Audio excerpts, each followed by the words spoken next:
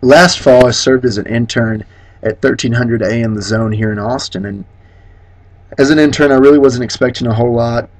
It was a sports station. It was exactly what I wanted to do, but of course I was at not even a beginner level position, so I really didn't expect a whole lot getting out of this internship. Just kind of expected, pay your dues, do what's asked of you. Maybe something will open up a door to opportunity somewhere down the road.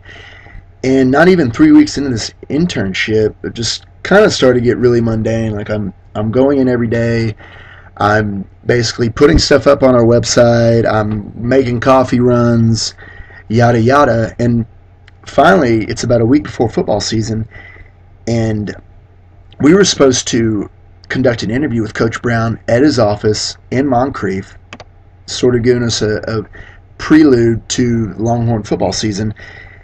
And as it turns out, the host that was supposed to do it, Craig Way, who's also the play-by-play commentator for all UT men athletics programs, athletic teams I should say, calls in sick because he has the flu that morning. And so our sports director comes in and is asking John, who is the other co-host, he asked Madani, what are we going to be able to do? I mean, we're in a bind. I'm not going to be able to do this interview without someone's going to be able to go over there. Are you going to be able to do it? He says, well, no. I'm going to have to relay questions from the station so we have some sort of presence here at Clear Channel, as well as sort of keep the other person in loop that's actually conducting the interview with Coach Brown. And so finally, after seconds of hesitation, I'm the only other person sitting in the room. He finally looks at me and says, Whit, are you going to be able to do it? I say, what gives me any sort of qualification to think I'd be able to fulfill that gap? And he says, well, you've paid your dues, you've showed up every day, how about it? So finally I said, okay. So I go in, I conduct the interview with Coach Brown at his office.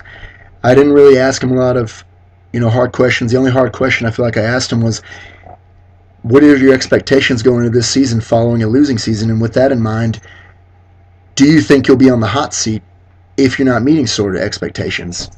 That's a really hardball question to ask a coach, especially from a flagship program. So that's finally when I look around and I realize that I was sort of in the wrong, but I go back to the station, I walk in, Coach John Madani's immediately screaming at me. He's saying, Whit, we're a flagship station in UT Athletics. Why would you ask a hardball question? I gave you a list of questions to ask him.